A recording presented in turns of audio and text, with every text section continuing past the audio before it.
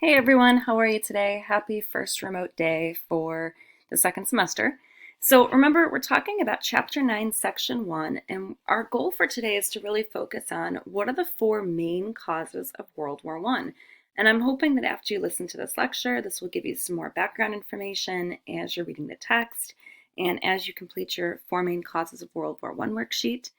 That's not due till Friday at midnight. And remember, you've also got your Flipgrid introduction video due Friday at midnight, and then the Ed puzzle, which will also kind of give some more information about how these countries choose to go to war, because they in fact do choose. The four main causes, remember, are militarism, alliances, imperialism, and nationalism. And the spark that starts the war is the assassination of Franz Ferdinand. But this is still a choice. Countries can always choose at the last minute to not fight, to not declare war, to find a diplomatic solution, to talk it out. But that's not what's going to happen in this case. So we're going to go into a little bit more depth today about what the four main causes are and kind of the background as far as the European history that leads to the war beginning. And then on Thursday and Friday, I'll talk a lot more about the actual assassination of Archduke Franz Ferdinand and kind of the timeline, so to speak, about how each country goes ahead and declares war, depending on how much time we have, but probably focusing mostly on the assassination. So remember, when we're talking about each of these terms, militarism basically just means that a country has been building up its army, its navy in preparation for a war. Perhaps because they're going on the offense, trying to get more territory, or because of defensive measures. They're worried that someone might attack them. An alliance is basically an ally, a friend, a partner, someone who's going to protect you. And when we're talking about countries, we're talking about the idea that, one country has an agreement, a formal agreement with another nation, which says that if they go to war, this country will come to their aid by either providing them with money or soldiers or food, clothes, whatever it may be. Imperialism is the idea that one country wants to take over another country, another territory, to dominate it. Because when one country gains more land, they gain land, money, respect, power, right? Resources. It really kind of makes people in the world fearful of them. And of course, during the late 1800s, there was this race for territory going on throughout the world, this new imperialism, this mentality that since people could not defend themselves in Africa and in Southeast Asia, that, in the name of social Darwinism, right, survival of the fittest or white man's burden, it was okay somehow to conquer others. At least that was the justification that these European powers told themselves, that it was okay to conquer people who couldn't fight back. And so we're going to focus today mostly just on these four main causes. And as I said, I'll get into the assassination more so Thursday, Friday. And remember, these are your notes. So feel free to write down how much as you want. It's up to you. So we kind of already talked about today's goal. So we're going to start with a little bit of European history here. So this map is the same as the one in your book. And I figured I better go into a little bit more depth on this since COVID hit last year. Even if you were in honors or if you took Western Civ, you never really got to learning about World War I. And based off our pretest scores yesterday, it looked like a lot of you didn't have a lot of background information on this. So when the United States was fighting our Civil War in the 1860s, really in the 1870s, Europe was fighting a series of war as well. And at this point in time, even though it says Germany here on the map, this was not known as Germany. This was known as Prussia. And Prussia was a strong nation. It had a great military. It was very proud. And Prussia, even though it was ruled by a monarchy, the prime minister, so, just the way it is in England today, where you've got Queen Elizabeth II, and, she is technically the queen, she doesn't really have a lot of power. The person who is more like the president, the prime minister, is the one who runs the country. Well, in Prussia, they kind of had both. They had, someone who was the king, but they also had a prime minister or chancellor who also helped kind of run things. And he was kind of more in charge of a lot of the military choices. The man in the picture you see here was that chancellor, and they called him the Iron Chancellor or prime minister. And his name was Otto von Bismarck. Von Bismarck was a very proud man, and he was very proud of his Prussian heritage, and so was the king. And they wanted to unite not only the Prussian people, but with some of the other Germanic peoples in the area. And they wanted to create this massive German empire. And so they have this love or this pride for their country, which is nationalism. They thought they were superior to everyone else. Nationalism to the extreme can be a bad thing. We see that in the US when you get groups like the KKK, right? The Ku Klux Klan, believing that their group, their nation, their way of life is superior than everyone else's. And of course, there's a race card in there as well. And so these Germans, though, fight a series of wars. And they fight against the German princes, they fight against people in the area. And then the third war, they actually go to war with France because they had believed that part of France, okay, once upon a time, this area here in purple, which is called Alsace-Lorraine, that it was actually German territory. Part of the reason why the Germans really wanted this territory wasn't just because people who spoke German, who had German blood flowing through their veins, lived there. So it's not just about ethnic ties. This land was full of coal and natural resources. And Germany not only wanted to, come together as a nation because of nationalism, because of pride, they wanted to industrialize. The Second Industrial Revolution, remember, is going on here. It starts really in Germany, and it's going to spread throughout Europe, come to the United States. And, that's what we learned about in the Gilded Age unit. And all these businesses are coming out, and it's going to be fueled by steel and oil. But there's still so many products which are fueled by coal, and coal is very important. And so Germany, kind of in a sense of nationalism and imperialism, they want to conquer this portion of France to gain natural resources to spur on their economic development. So it's all kind of tied together.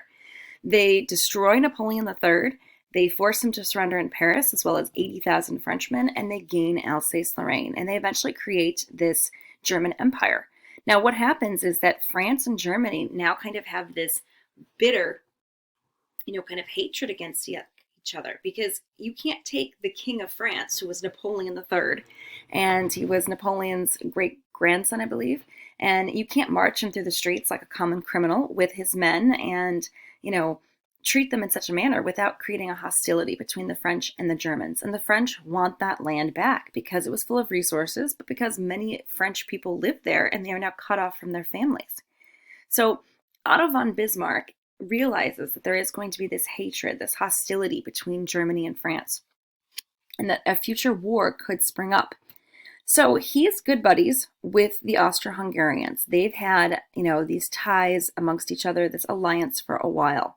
He is going to basically say, hey, I think that we should create this alliance from the French just in case a war comes about. He felt like if you had this alliance system, this all for one for all, Three Musketeers mentality, that the French would never ever come and attack the Germans, because if the Germans, the Austro-Hungarians, and let's say the Italians were to create an alliance, a formal grouping called the Triple Alliance, the French would never attack. They'd never be that stupid. Why would they attack the Germans when they would know that they'd have to defend and fight against three countries, not just one? So he is going to really push to create a modern Germany that's industrialized, that is the strongest nation in the world. And he's going to push for an alliance system because he's going to think that it's going to prevent future wars. But boy, was he wrong. It's going to be this alliance system which actually helps lead us into wars. And so it's going to be a real problem. Now, as Germany is becoming a true united nation in kind of the sense of nationalism and love and pride for its country, and it's also industrializing, right? And it's building up all sorts of new factories in their cities and technology, and it's really leading the Second Industrial Revolution. It wants to get in on the game of imperialism. It realizes that Britain, which was considered previously to be the strongest country in the world, Britain and France have pretty much dominated Africa. They've started to create colonies, to take over land all over the world, and to kind of get in on the scramble for Africa, to get in on the game, they need to build up their military. And so they start really, aggressively expanding their army and their navy. And soldiers are very proud and very excited to serve in the German military because there is this sense of love and pride for Germany. So, yet again, they're all tied together, this sense of nationalism, but with militarism. So, you need to know the separate definitions that militarism is just, military preparedness, building up your army and navy, ready to go on the offense or to, prepare for a defensive attack. But at the same time, these things are so tied together. They're not just, one separate idea. They're very complex thoughts and complex reasons, which are going to lead to why World War I begins. But there definitely is the thought that, basically, each country has to be the biggest, has to be the best. And as Germany starts to expand its army and navy, it starts to become clear that Germany is perhaps the strongest country in Europe. If you go back to like the 1600s, Spain was perhaps the strongest country in Europe. Okay, Spain was, of course, the one who early on was, in charge of exploration, coming to the Americas. After the Spanish Armada was defeated, you could make the claim that in the 17 and 1800s, England was the strongest country in the world, that it had an amazing navy, it had created an empire. The sun never set, they said, on the British Empire because they controlled land in Australia and New Zealand, in India and across the world. So it was always day at one point in their empire. Canada, you name it. But here, as Germany is clearly expanding and they're improving economically, they're, increasing their military, they're starting to take over land in Africa, people are starting to realize we need to fear the Germans. They are perhaps the strongest country in the world. And so this is when the British go ahead and they increase and kind of ramp up their own economic development. And they build the dreadnought to try to protect themselves, because being an island nation, they're always fearful of an invasion and they don't really have a huge standing land army. And so they need to have an amazing navy. So they build their dreadnought, their battleship, which was what I posted in the video clip the other day and we watched in class if you were a hybrid student. And then in turn, the Germans have to build their battleship. So we continue to see this arms race going on. And the arms race can get scary. If all of a sudden we found out that North Korea or Iran or Russia was building a lot more nuclear weapons and they were pointing them towards the United States, we would get nervous. We would be wondering, what is their plan? Are they going to attack us? And so it would be this sense of anxiety that would perhaps lead us towards war and perhaps to making foolish mistakes even. So as countries grow the size of their armies and navies, it can just lead to more problems and mistrust amongst each other. Now, I already mentioned the alliance system a little bit, but when you have an alliance, it is a formal agreement, right? It's a friendship, it's a partnership, and it's all about a common objective, which is either to attack a nation or to, defend another nation. And Otto von Bismarck, he originally created this triple alliance system because he figured that the French would, even though they're angry, even though they want Alsace-Lorraine back, they're never going to attack the Germans if it means attacking the Austro-Hungarians, who were longtime friends and allies of the Germans, and the Italians as well. They're just not going to do that. And the French and the Italians had some kind of bitter animosities over the years as well as they fought over land. So the three of them kind of had, natural kind of interests. The Russians kind of were kind of the natural enemies of this group. Basically, the Russians wanted to gain more territory in Southeast Europe, and the Austro-Hungarians wanted to gain more territory in Southeast Europe, specifically of people who are of Slavic descent. So when you're thinking about your ethnic background, maybe you're Polish, maybe you're Italian, maybe you're German, you're French, you're British, you're Russian, whatever it is that your ethnic background is. And so the Russians were looking to expand to gain more Slavic peoples into their empire. The Austro-Hungarians were thinking the same thing. So they're kind of a natural enemy. And so that basically is kind of where you get the Austro-Hungarian-Russian animosity. And the Russians didn't trust the Germans. They felt like since Germany was expanding to the west and trying to gain land in France, there was no reason that they wouldn't expand east and try to get land into Russia. And so the Russians basically mistrusted the Germans. And so there was kind of just a fear going on between these two groups. They saw that Germany was, trying to push for power. And so just as Germany and Austria-Hungary were kind of drawn together to be natural friends with the Italians. The French and the Russians kind of are going to create their own opposing group here. Now, the problem with this alliance system, though, is it's not going to be what Bismarck hoped. It's not going to be that, as one country, is one country isn't going to be stopped from going to war because they're afraid of two other countries. What's going to happen here is more of a domino system. And if you've ever played with dominoes, or seen dominoes, you know that you push one and then they all fall down. That's exactly what's going to happen here. And as events occur, it's going to trigger conflict and tension in what we call the Balkans of Southeast Europe. And as countries are not able to make an agreement, and as they actively choose to go to war, because of the dominoes, one country gets sucked in, and then because of the alliances, the other countries will get drawn into the conflict as well. They could have said no, that they don't want to go to war, but that's not going to be what they choose to do. Now, looking at our alliances. So early on, I kind of talked about how, Germany and Austria-Hungary kind of had, this natural kind of relationship with each other, where they had felt like they had common interests and support with each other and almost similar ethnic ties. And part of it was what united them was also their common hatred towards Russia. Germany knew that Russia hated them and didn't trust them.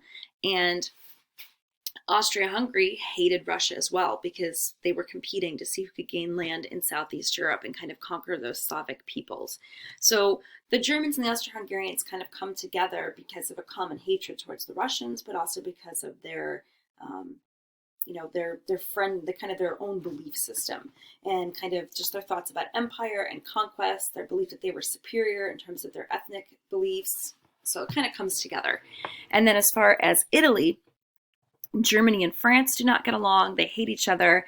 And one of, France's enemies is Italy. And so Germany basically starts to chat up Italy and says, what if France comes and attacks you? What if they try to reclaim land?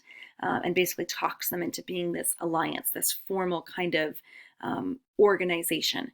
And so that's where you get this triple alliance from that's originally created by Bismarck. Now, if you notice, the name of this slide is Central Powers, because eventually this triple alliance group is going to become the basis for the Central Powers, is what they're called, the quote-unquote bad guys, at least from our perspective, in World War I. And eventually in World War I, the Central Powers, the bad guys, at least from the American perspective, will be made up of Germany, Austria-Hungary, Italy, Ottoman Empire, and Bulgaria. But Italy will very quickly drop out of the Central Powers and join the Allied powers, the quote-unquote good guys. And they'll decide they'd rather drop out of the war, become neutral for a while, and then eventually join the American side. So Italy's kind of the sneaky one, but all you really need to focus on right now is this triple alliance system. Now, what's happening in France is that France sees what's going on. It's not like these alliances are secret. In some of them cases, there are secret treaties going on and backdoor meetings and things like that. And people are worried about attacks at sea, that as goods are being shipped across the ocean, that they might be attacked, and all sorts of things like that. There are some kind of backroom shady deals, but people have spies everywhere. People talk, they can't keep a secret, and it becomes kind of common knowledge about this triple alliance. And so France is worried. And just as Great Britain is building a new battleship, realizing that Germany is kind of on the rise, France starts to bulk up the size of their army. And so what we're going to see at first is that there's going to be something called an entente cordiale, kind of a very informal, agreement. Britain doesn't really kind of want to get sucked into this Allied powers game. Britain basically feels like alliances are not the way to go, that when you sign an alliance, you're basically signing a death wish. You're signing, your life away, saying that no matter what, your country's going to agree to this war. And wars are expensive, people die, there's no guarantee you're going to win.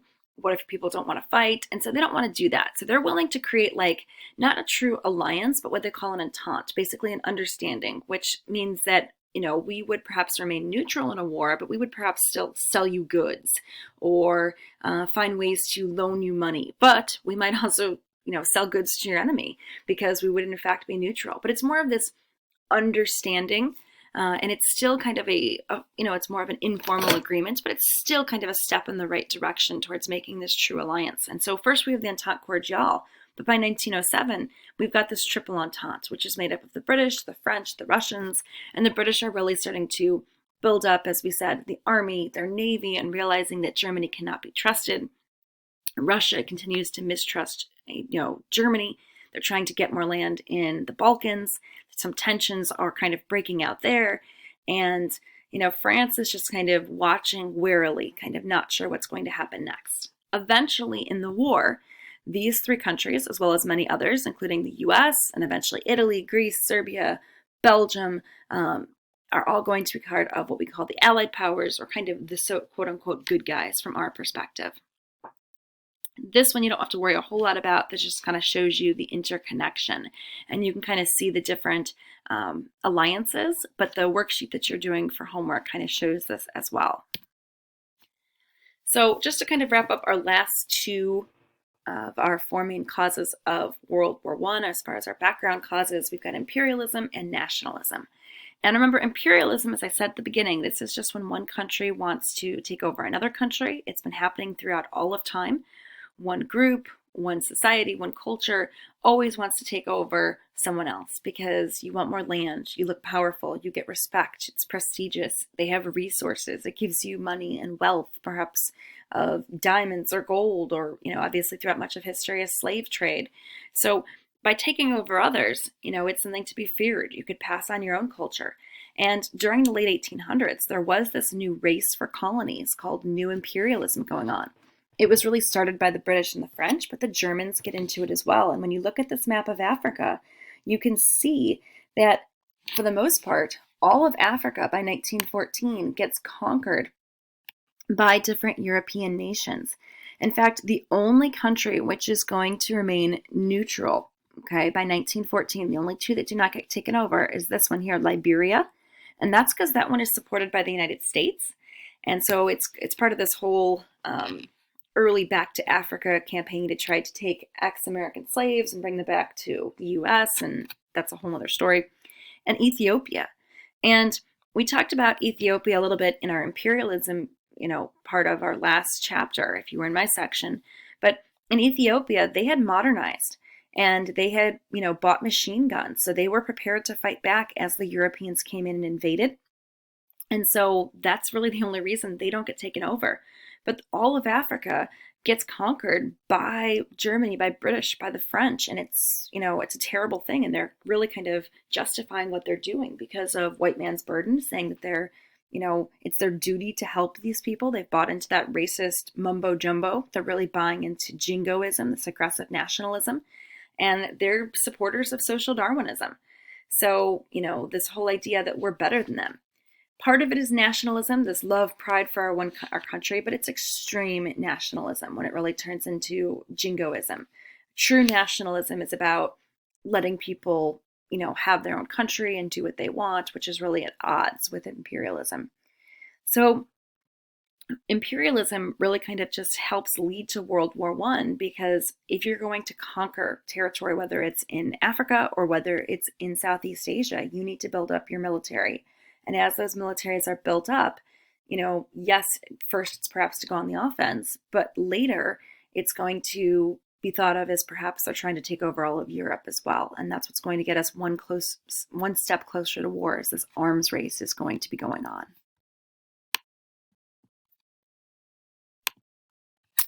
And then last but not least here, we've got nationalism. Oops, sorry. And when it comes to nationalism, it basically just means loyalty, love, pride for your country. And there's nothing wrong with nationalism. Nationalism is a fantastic thing. We support nationalism in the US, and all countries support nationalism. It's why every day, we say the Pledge of Allegiance, because we're trying to instill love, pride, in America. Now, why do they do it? Because they obviously want you to support the US if we would go to war. They want you to perhaps serve in the military one day. So there's definitely a reason behind it. Nationalism, though, to the extreme, can be problematic. You look at my little cartoon there where it says, "Follow me," and these soldiers are ready to follow their leader off of a cliff. No differently than obviously when you think about, World War II, people were willing to kill for Adolf Hitler. They were willing to commit genocide during the Holocaust. So it can be taken to the extreme. It can be, insane and terrible, and all sorts of atrocities can be committed in the name of nationalism, love, pride for their nation. During this time period of World War I, it's definitely more of what we refer to as jingoism, or this aggressive kind of nationalism mixed with imperialism, where you justify that it's okay to build up your military and conquer someone else. So we really see a mixture of nationalism, militarism, and imperialism. True nationalism is all about you have the ability to rule yourselves, to self-govern, to have your own country. You shouldn't be ruled by anybody else. So it's really kind of the opposite of imperialism. But at this point in history, it's being used as a justification to conquer others because you feel like you're better than them. And so you're actually going to help them out by conquering them. So it's that white man's burden mentality. But countries definitely want you to love them, to support them, to be willing to fight and die for them, which is why they create all sorts of propaganda or posters and advertisements to get you, to love and to support your nation. It's why countries have national holidays like 4th of July and things like that to get you to support your way of life. All right, guys, well, that wraps it up for today. The 4 main causes of World War I. So you don't need your textbook tomorrow, in case you were wondering, for hybrid learners. And yeah, we'll do some book work. I decided not to do any book work this week, so you won't need your book really till next week. But don't forget, you've got those 3 assignments due by Friday at midnight. That's it for now. Later.